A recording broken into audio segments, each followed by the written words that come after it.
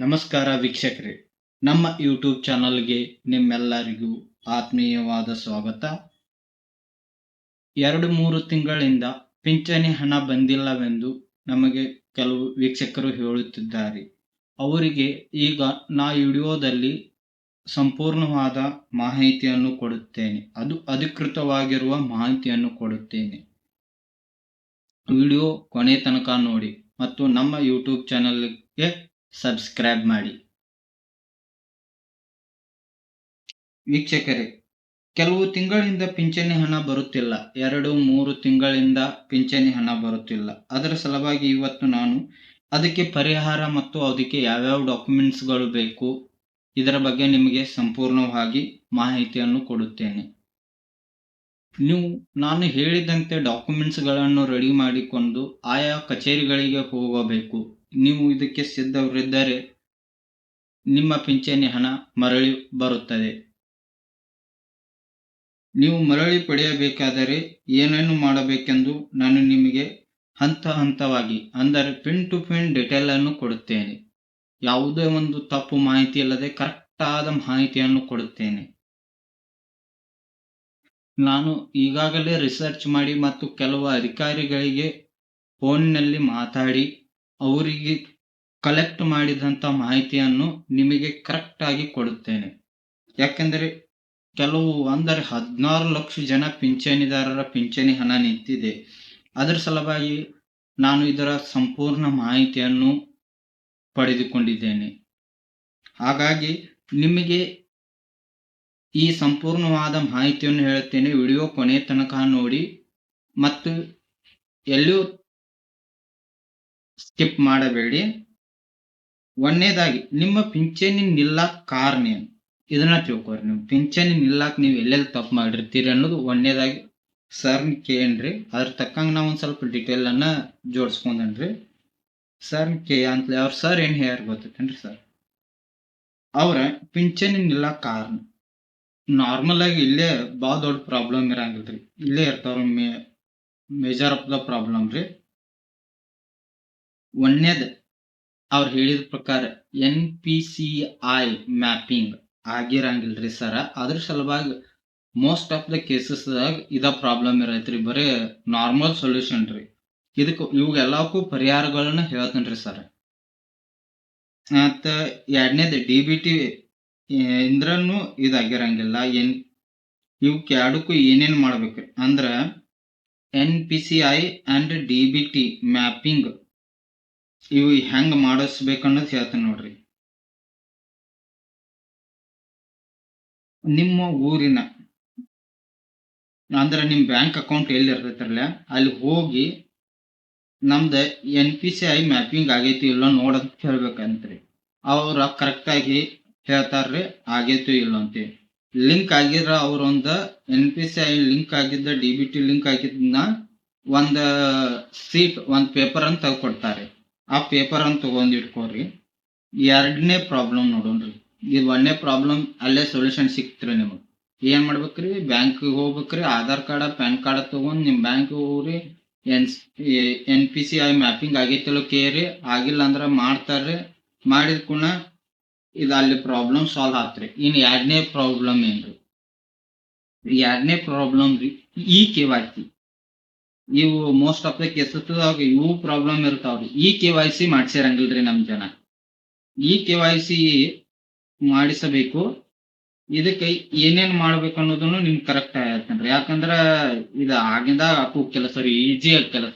ನಿಮ್ಮ ಊರಿನ ಗ್ರಾಮ 1 ಅಥವಾ ನಾಡ ಕಚೇರಿಗೆ ಭೇಟಿ ಕೊಡ್ಬೇಕ್ರಿ.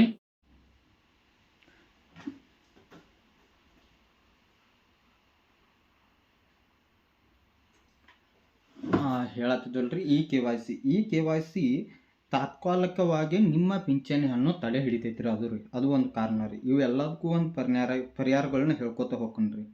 ಮೂರನೇದಾಗಿ ಪಿಂಚಣಿ ಅನಾಮೃತ ಆಗಿರ್ತೈತಿ ಅಂದ್ರೆ ಸಸ್ಪೆಂಡ್ ಆಗಿರ್ತೈತ್ರಿ.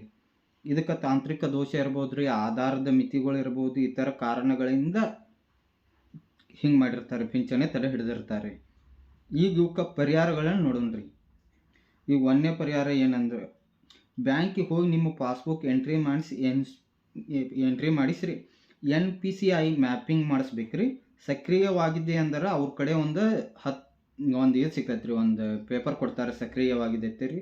ಎರಡನೇದು ರೀ, ಸಮಸ್ಯೆ ಇಲ್ಲದಿದ್ದರೆ ಅಲ್ಲಿ ಏನು ಸಮಸ್ಯೆ ಇಲ್ಲ ಅಂದ್ರೆ ರೀ, ಅಲ್ಲಿ ಏನು NPCI ಬ್ಯಾಂಕ್ನಾಗ ಹೋಗಿರ್ತಿರಲ್ಲ, ಅಲ್ಲಿ ಮ್ಯಾಪಿಂಗ್ ಮಾಡೋದ್ನಾಗ ಏನು ಎಲ್ಲ ಬರೋಬ್ಬರಿ ಐತೆ ಅಂದ್ರೆ ರೀ ಸೀದಾ ಬಂದ್ಬಿಡೋದ್ರಿ. ಎರಡನೇ ಪರಿಹಾರ ಇಲ್ಲೇ ಐತ್ರಿ. ನಿಮ್ಮ ಊರಿನ ಗ್ರಾಮ 1 ಅಥವಾ ನಾಡ ಕಚೇರಿ ಕರ್ನಾಟಕ 1 ಇಲ್ಲಿ ಹೋಗಿ ನಿಮ್ಮ ಪಿಂಚಣಿ ಸ್ಟೇಟಸನ್ನು ಚೆಕ್ ಮಾಡಿಸ್ಬೇಕ್ರಿ. ಪಿಂಚಣಿ ಸ್ಟೇಟಸ್ ಚೆಕ್ ಮಾಡಿಸಿ ಇದ್ರೊಳಗೆ ಏನು ಪ್ರಾಬ್ಲಮ್ ಐತೆ ನೋಡ್ರಿ ಅಂತ ಹೇಳ್ಬೇಕ್ರಿ. ಅವ್ರ ಪ್ರಾಬ್ಲಮ್ ನೋಡ್ತಾರೆ, ಅವ್ರು ಹೇಳ್ತಾರೆ.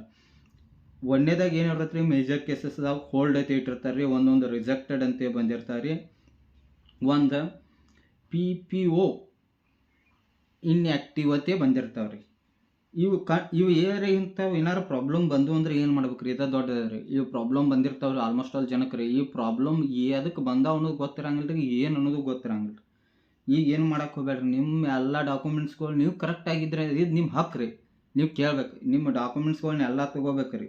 ತೊಗೊಂಡು ಏನು ಮಾಡ್ಬೇಕು ರೀ, ಅಗತ್ಯ ಇರುವ ದಾಖಲೆಗಳನ್ನು ತೊಗೊಂಡು ನಿಮ್ಮೂರಿನ ನಿಮ್ಮ ತಾಲೂಕಿಗೆ ತಹಸೀಲ್ದಾರ್ ಆಫೀಸಿಗೆ ಹೋಗ್ಬೇಕು ರೀ. ನಿಮ್ಮ ಊರಾಗ ತಹಸೀಲ್ದಾರ್ ಕಚೇರಿ ಇರ್ತಾರೆ, ಅಲ್ಲಿ ಅವ್ರಿ ಇಲ್ಲಕ ನಿಮ್ಮ ತಾಲೂಕದಾಗ ಇದ್ದರೈತೆ ರೀ, ತಹಸೀಲ್ದಾರ್ ಕಚೇರಿಗೆ ಹೋಗ್ಬೇಕು ರೀ.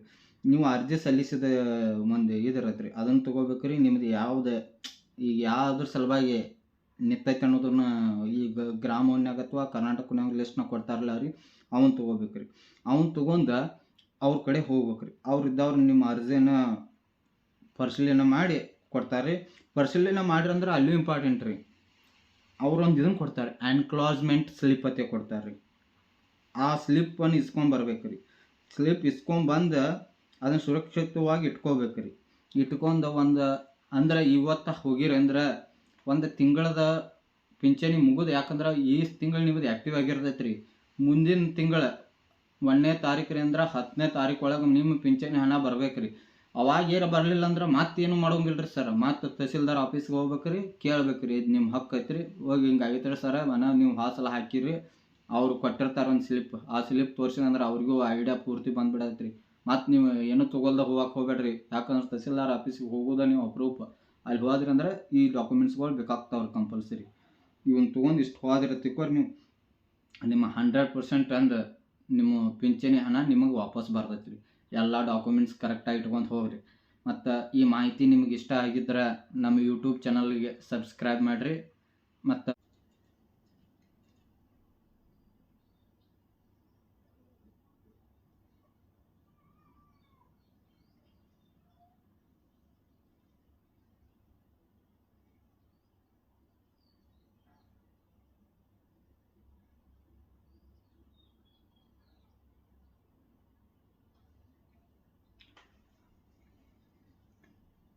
ನಿಮಗೆ ಪಿಂಚಣಿ ಹಣ ಈಗ 2-3 ತಿಂಗಳಿಂದ ಬರುತ್ತಿಲ್ಲವೆಂದರೆ, ನಿಮ್ಮ ಖಾತೆಗೆ ಇನ್ನೂ ಪಿಂಚಣಿ ಹಣ ಜಮಾ ಆಗಿಲ್ಲವೆಂದರೆ ಈ ವಿಡಿಯೋವನ್ನು ಕೊನೆವರೆಗೆ ನೋಡಿ.